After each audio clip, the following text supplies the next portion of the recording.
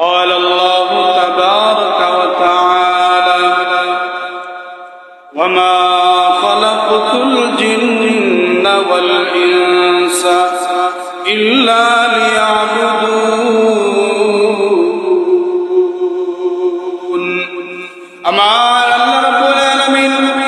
এই পৃথিবীবাসীর সকল মাখলুকাত শ্রেষ্ঠ যেই জাতিকে আল্লাহ তাআলা বানালেন ওই জাতির নাম হলো মানুষ জাতি। নারী পুরুষ আল্লাহ তাআলা সৃষ্টি করলেন, সাথে দিলেন ইচ্ছা শক্তি,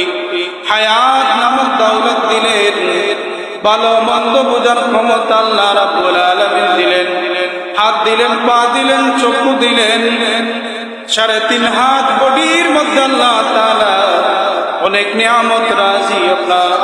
আপনার আমার শরীর আল্লাহ তাআলা দান করলেন। ওই মাখলুকাত শ্রেষ্ঠ জাতিকে আল্লাহ রাব্বুল